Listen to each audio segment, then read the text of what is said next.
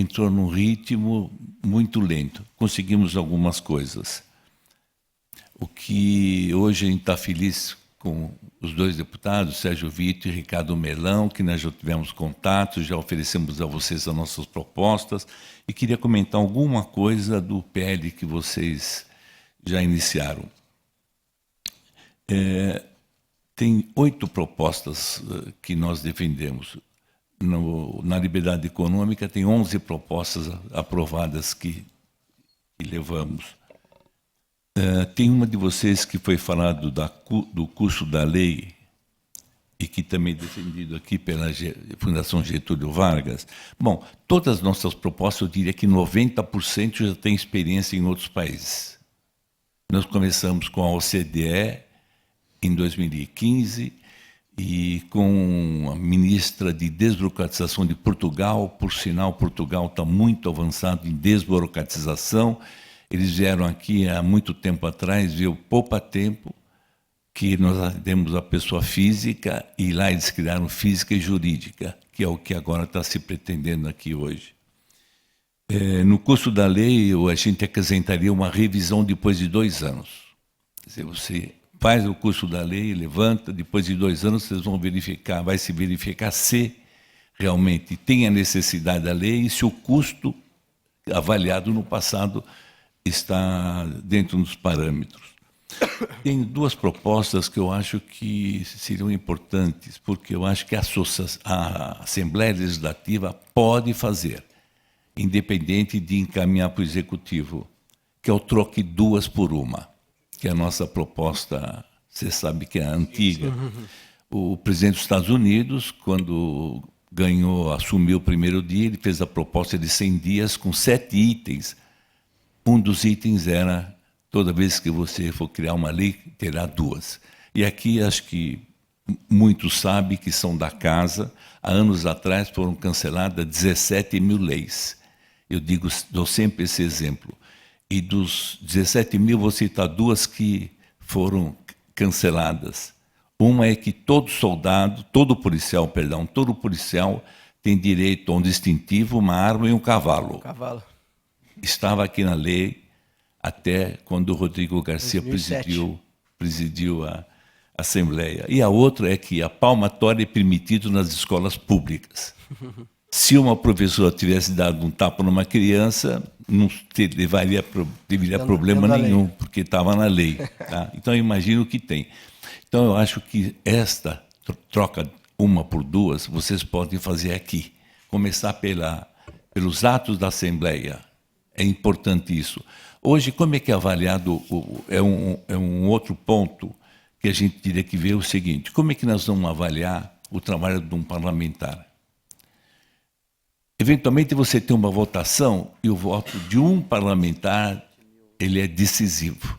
Consegue-se aquilo, desburocratizar ou criar um benefício para a comunidade, qualquer coisa que seja, um voto é valorizado. Agora, ele não fez lei, então ele não é um bom deputado. Então, acho que a avaliação do parlamentar tem que ser realmente pelo trabalho dele, não pelo número de leis. Porque agora há pouco foi falado as datas que existem, é inacreditável. Eu acrescentaria também nessa que não foi contemplado a instituição de datas para entrar em vigor das normas e das leis. Fala instituição de data, eu já assusto aqui. Já existe também em outros países, na liberdade que foi aprovado agora, foi excluído uma proposta que era que toda lei entraria em vigor no 5º dia útil. A nossa proposta, como em outros países, é 2 vezes ao ano. Isso, você imagine um órgão que emite 20, 30 normas por dia. Ele vai chegar depois de 6 meses e entregar quantas? A vergonha que ele vai ter daquele calhamaço de normas. Então, as pessoas, o legislativo, o executivo pensaria muito antes de tomar uma decisão. Então, se não dá para para inicialmente criar uma norma, 2 normas por ano, que cria a cada 3 meses. O que não pode é se ficar olhando o Diário Oficial todos os dias para ver o que vai sair, para que eu não fique fora da lei. A outra é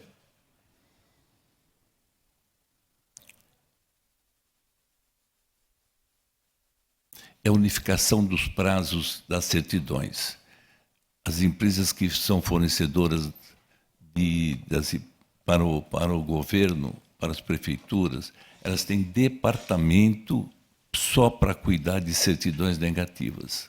Então, a nossa proposta é que a validade seja de 6 meses e uma única só certidão, englobando todas estaduais, todas municipais. Eu acho que municipais podia também, é só você ter um centro que você põe todos, registra todos os atos, você pode ter uma certidão única. Uma outra que nós estamos propondo, hoje o certificado digital, você administra o seu relacionamento com o governo com o certificado digital. Os juízes dão a sentença num certificado digital. Por que nós precisamos, no caso da Prefeitura de São Paulo, sair de um bairro e ir na Prefeitura, assinar na frente de uma pessoa só para que ela confira a sua assinatura, se você tem certificado digital? E a maioria dos empresários tem da pessoa física e da pessoa jurídica. E se tem 2, 3 empresas, ele tem 2, 3 certificados digitais.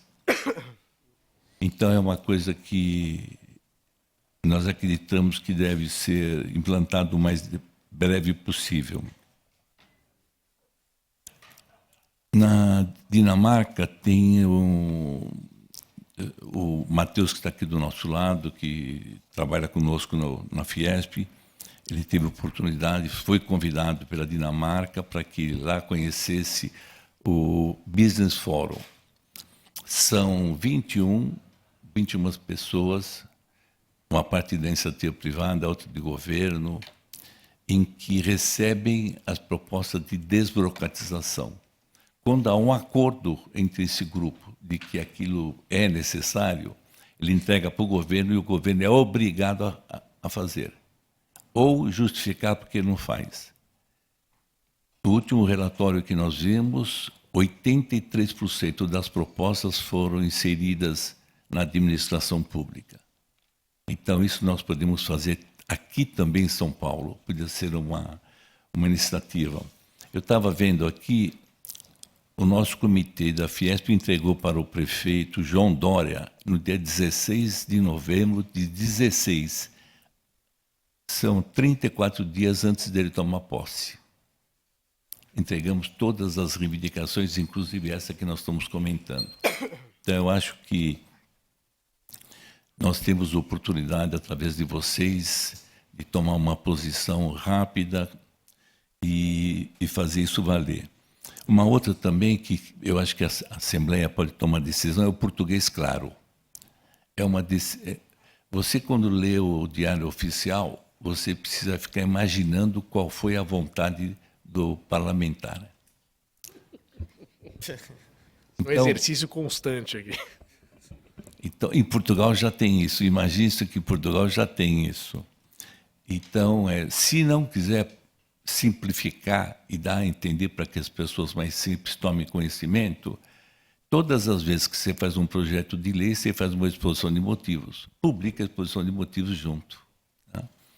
E quando a gente fala em publicação, você vai interpretar uma lei, eu acho que aquilo lá me favorece.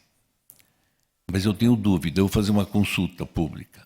Então, eu vou no departamento e entro com um pedido. E ele me responde depois de 30 dias, 40 dias, se aquilo vai me dar guarida junto a uma fiscalização ou não. Tá? O meu empresário aqui vizinho vai lá e tem a mesma dúvida e faz o mesmo pedido. E são dezenas de empresas que têm dificuldade naquela interpretação e vão lá recorrer àquela pessoa. Por que não se publica no site do órgão uma única vez, dando validade àquela interpretação? É uma coisa simples, imagine que você entra, tem um calhamaço de papel, ele vai pondo em cima. E vai responder quando? 30, 40, 50 dias. Né? Um site único também é uma proposta do comitê da Fiesp, inclusive... Fala pelo Paulo lá, agora no governo federal. Saiu ontem o lançamento. Eu falei que ele é muito bom, porque ele entendeu, e as nossas propostas não são nossas, são avaliadas e verificadas junto ao OCDE, junto a outros países, contato com os outros países, para que a gente possa trazer alguma coisa seguro e com experiência.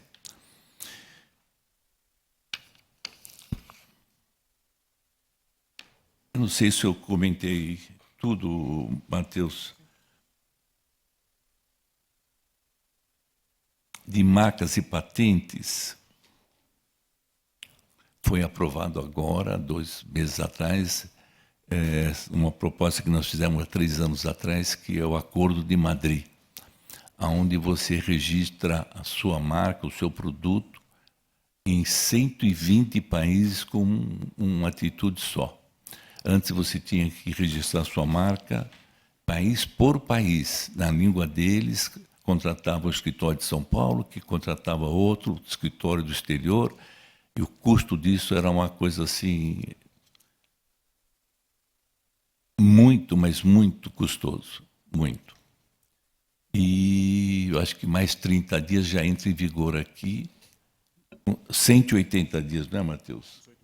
18 meses, você registra sua marca em 120 países com uma única taxa.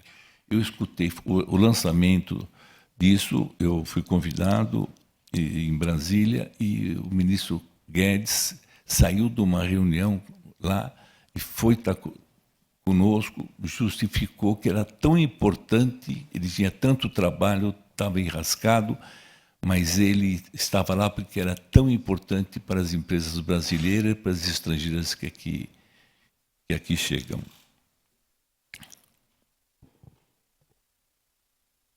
Eu acho que eu já falei o suficiente. Muito obrigado e parabéns mais uma vez. Obrigado, Abdo, obrigado você. Agradeço em teu nome também o Matheus, que também está sempre aí com a gente conversando. Eu entendo que muitas das ideias que vocês trouxeram, algumas vão ser contempladas na nossa frente de revogação, do revogaço, que, aliás, tem ido em paralelo. Essa é mais focada para o Código de Defesa do Empreendedor, nessa linha do empreendedor também. Já anotamos aqui. Eu sei que vocês contribuíram muito com o MP da Liberdade Econômica, muitas ideias ali contempladas, então o país agradece, sempre trazem contribuições valiosas aí. E só para destacar algumas coisas que você falou, a primeira delas, essa questão dessa cultura de valorizar, o quanto se valoriza a produção legislativa, como se fazer muitas leis fosse sinônimo de qualidade. Só para ter uma ideia, Plano Plurianual, que chegou agora dia 15 de agosto para a gente, com as metas e os programas do Estado para os próximos 4 anos. Sabe qual é a grande meta da Assembleia Legislativa? Produzir nada mais, nada menos do que 33.499 leis. Essa é a meta da Assembleia Legislativa no PPA. Que absurdo. Nossa. E olha, vamos agradecer, porque ano passado era 66 mil. Então, para você ver, infelizmente se confunde, né, produzir leis com sinônimo de qualidade no trabalho parlamentar, quando a gente tem uma tarefa também de fiscalização muito relevante. Gostei muito aqui de alguns exemplos de leis esdrúxulas que existem ainda e não fazem mais sentido. E tem um clássico que eu gosto de citar sempre, que a gente detectou aqui na nossa pesquisa, que é o seguinte: alguém trabalha com pombo-correio aqui? Ninguém?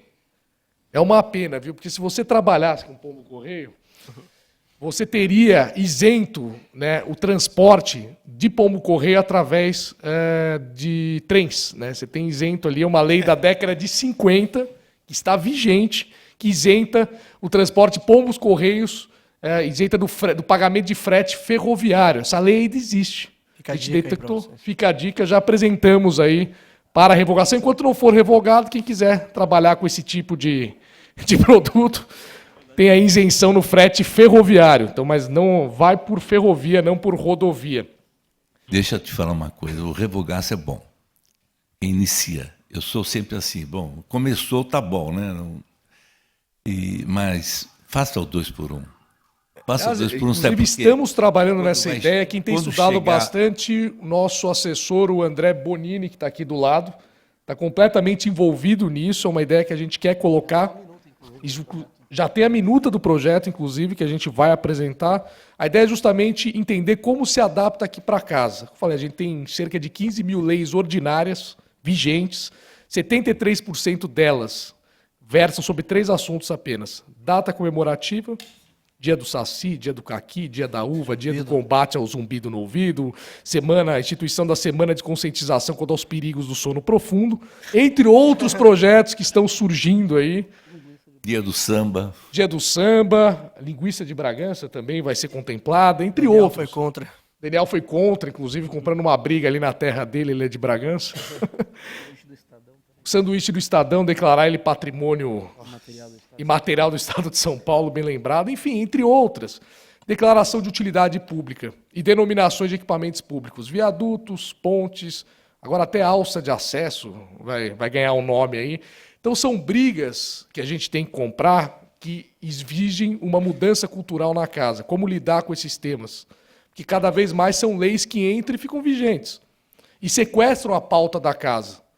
E aí eu começo a perguntar, precisa ser por lei, denominação? O executivo não pode fazer por decreto? Por que tem que ter um projeto de lei para isso? Por que não fica essa função para o executivo? O parlamentar que quiser indicar o nome, faça por indicação, não apresentar um projeto de lei aqui que vai passar pelas comissões, vai sequestrar a pauta, e grande parte da pauta é isso. Eu estou na Comissão de Finanças, Orçamento e Planejamento.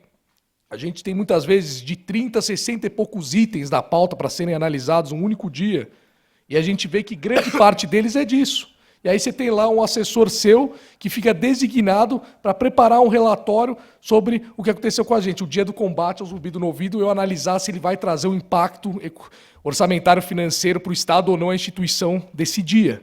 Então, são ideias que a gente tem que trabalhar também, não apenas para revogar leis, fazer o 2-to-1, que é uma medida bastante efetiva nesse sentido, mas também como evitar que essas pautas fiquem sequestrando o nosso tempo. Essa é uma casa cara, essa é uma casa que custa 1 bilhão e 300 milhões de reais para o pagador de impostos todo ano. A gente tem que repensar muito desse papel e dessa cultura hoje existente.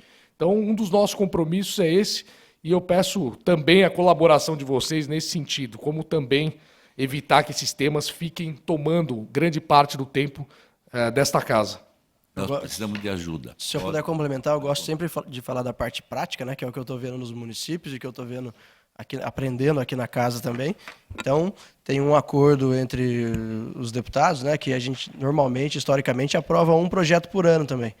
Então, quando vocês vêm com várias ideias positivas e vários projetos diferentes, dificilmente vai ser aprovado numa velocidade, a não ser que você consiga convencer vários deputados de que aquilo é prioridade. Claramente é prioridade para mim, para o Melão, para o Itamar. Acho que vale ressaltar também que a deputada Carla Morano adorou a ideia do revogaço e também quer entrar junto. E para a gente não importa partido, não importa identidade partidária, a gente quer gente apoiando as boas práticas. De novo, né, você está falando de coisas que vocês indicaram há 3 anos atrás e que parte dela foi aprovada agora, recentemente. Quando você chega nesses órgãos, a gente concedeu ao poder público tanta responsabilidade que hoje eles vão fazer a lista de prioridades e nem sempre isso está na pauta também, né? Acho que vale ressaltar também que nos órgãos públicos tem tantos incentivos errados que não necessariamente incentivam a produtividade ou a inovação, ou eles a quererem melhorar os processos, que são processos que estão lá. Sempre foi assim, eu sempre fiz assim, e não tem nenhum incentivo para mudar. Então, a participação de vocês, todos unidos, né, para que vocês não fiquem sozinhos brigando por algumas pautas, é importante para que as casas legislativas, né, municipais, estaduais e federais se sensibilizem mais e o executivo. Eu acho que a gente precisa reforçar que a gente tem uma janela de oportunidade de mudança incrível. Eu nunca acompanhei política tão de perto, obviamente, mas a gente está vendo o governo federal, estadual, em vários municípios discutir a mesma coisa, falar de desburocratização, falar de revogaço, falar de melhoria de ambiente de negócio, como eu pelo menos nunca vi antes. Não sei se é o sentimento de vocês também. A gente tem que aproveitar essa janela e ir com força total para conseguir aprovar tudo que a gente precisa agora, porque, em especial aí para o ambiente de inovação, se não for agora, a gente já está para trás. Agora a gente está em risco, né? A gente está falando de coisas simples aqui, a gente está em risco de ser um país ainda menos competitivo no futuro. Obrigado pelas contribuições, Abdo. Obrigado. Eu até peço desculpas pelo avançar da hora, acabei perdendo o controle aqui do tempo, então vou abrir para o último, mas lembrando que também todas as contribuições ficam à disposição, os e-mails que foram colocados para vocês. Essa audiência continua também de forma virtual. E quem quiser nos abordar aqui, a gente vai ficar aqui na casa também, depois da audiência. Obrigado pela atenção. Prometo ser bem breve, sei que todo mundo já deve estar com fome e já estamos no fim da audiência. Meu nome é Fernando Latorre, eu sou advogado, faço relações governamentais aqui na casa. Todos já deram parabéns pela iniciativa e eu quero dar o parabéns pela coragem de vocês. Vocês estão propondo um projeto de lei que promove os princípios da livre iniciativa e interferência mínima do Estado numa casa que tem como cultura propor projetos de lei que interferem, não incentivam o empreendedorismo de uma forma geral, como interferem muitas vezes na operação direta das empresas. É uma interferência na gestão do próprio negócio. Muitos projetos de lei têm interferência na gestão do próprio negócio do indivíduo.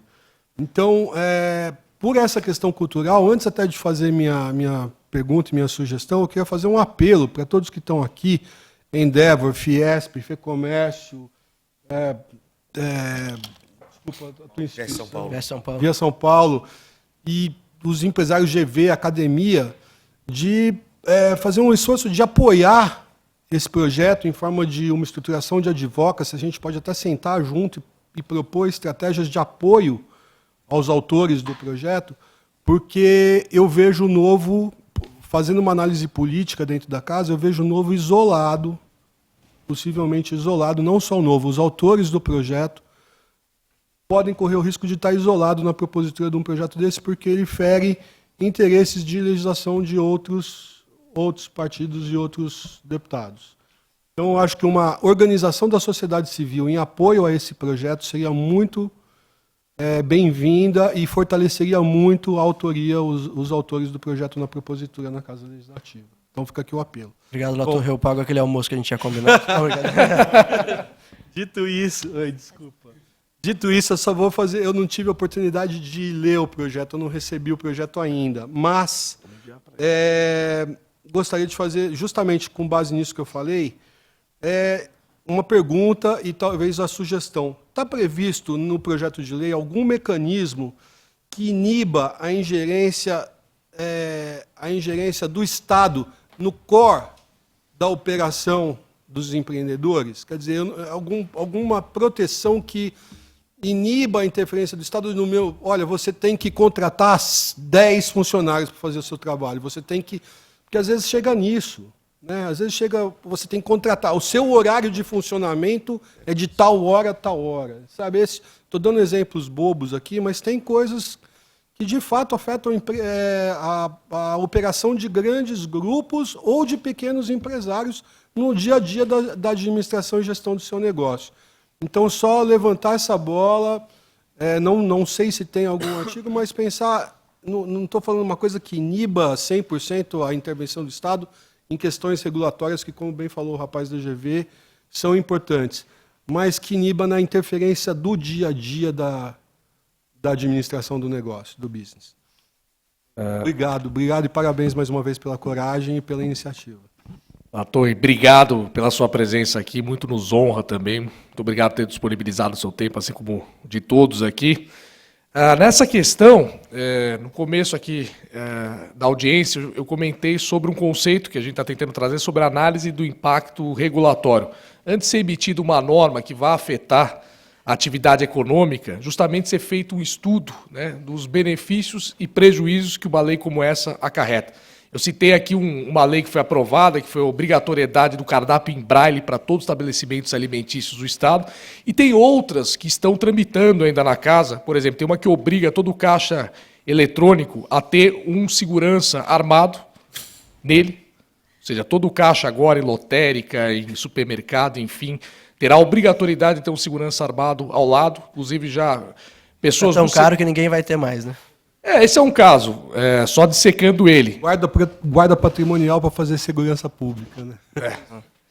Mas aí você vê, esse é um caso, por exemplo, que você fazendo uma análise mais aprofundada, o objetivo dele é justamente se gerem mais empregos e maior segurança, etc. Os objetivos sempre são nobres. Só que muitas vezes as pessoas não conseguem analisar as consequências desta cadeia, de uma medida como essas. E uma delas é... Um dos grandes representantes dessas empresas que fornecem caixa, que prestam serviços, inclusive grande parte deles em áreas periféricas, é o caixa eletrônico num supermercado, numa vendinha, nessas áreas, por exemplo, ele estava comentando que o caixa dele não gera receita suficiente para ele manter um segurança ali armado. Então, qual seria a consequência disso? Ele ia fechar o negócio. Ele fecha, deixa de ter serviço prestado em áreas periféricas, que contribuem com uma população de uma renda mais baixa, e, inclusive, encerrarão diversos empregos que são gerados no transporte desses valores que ele faz para abastecer esses caixas ou não. Esse é um exemplo. Tem diversos outros, e muitas vezes nesse sentido. A obrigatoriedade dessa análise anterior à produção dessa norma é justamente para que se repense isso e impeça que atividades como essa atrapalhem os negócios, porque como a gente prova, gera um prejuízo muito maior para a sociedade do que o benefício que ele está querendo atingir. E, infelizmente, essa análise não é feita. E não falo nem que são projetos, muitas vezes, mal intencionados, mas é que não se reflete bastante, às vezes querendo atender uma classe que a pessoa defende, tendo uma intenção nobre, inclusive, como foi o caso do cardápio em braille, você acaba gerando um prejuízo muito maior. Tem uma lei que obriga as empresas de transportes a não cobrar de pessoas com determinadas doenças. Ninguém avaliou qual que é o custo daquele, né? O empresário vai ter que arcar com aquele custo que ele não foi analisado e vai aumentar o preço da passagem para os outros. Aí se esse outro está desempregado, de baixa renda, enfim, ele vai pagar a conta. Tem diversos, aliás, é o que mais tem nesse sentido, pelo que a gente vê de projetos apresentados dentro da casa, mas é uma cultura. As pessoas tentam, muitas vezes, impor soluções através da lei. Tem projeto, por exemplo, que obriga, no sentido de combater, por exemplo, a existência de telefones celulares em presídio, é que todo presídio tenha uma tela de segurança, porque muitos, segundo ele, chegam por drone.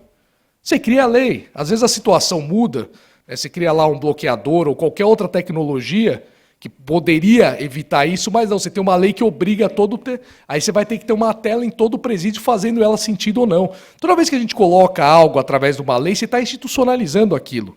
E o processo de mudança de lei, ele é moroso, ele é complexo, ele é burocrático. Tem que passar e tramitar em comissões, ser aprovado aqui, depois ser sancionado pelo governador.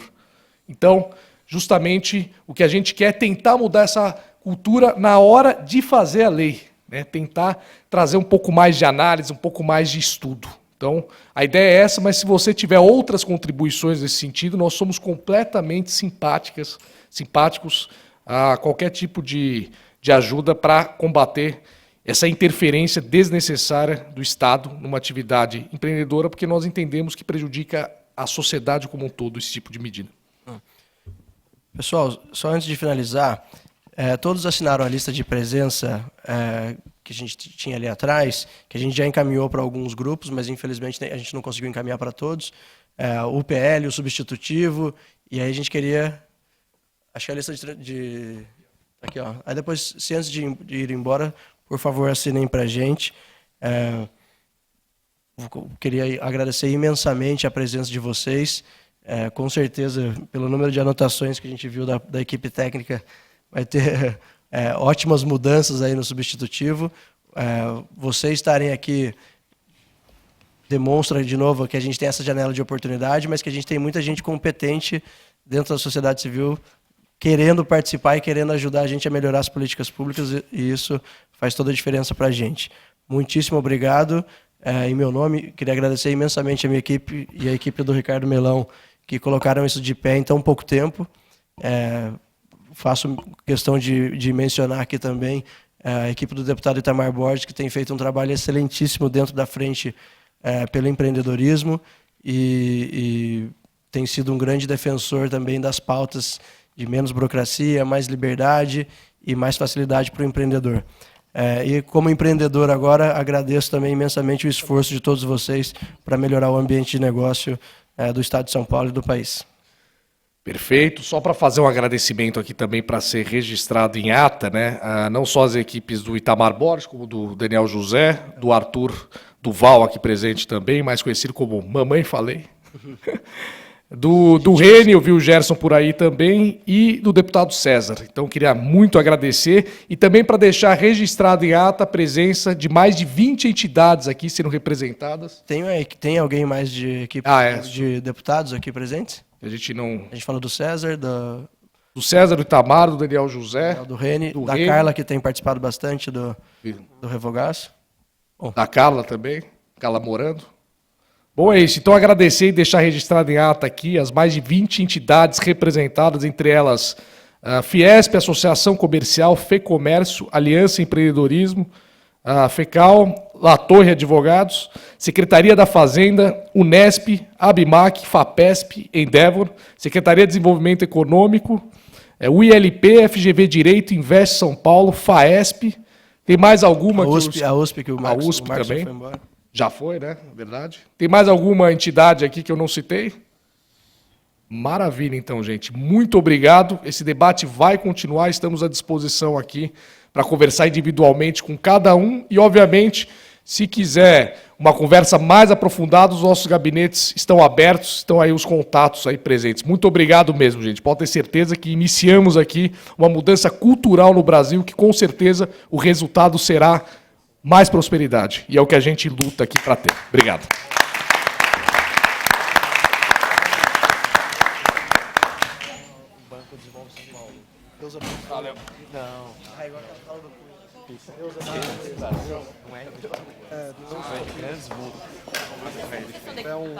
Uma foto. Às vezes eles pegam empréstimo no banco. Desenvolve São Paulo. Mas eu criei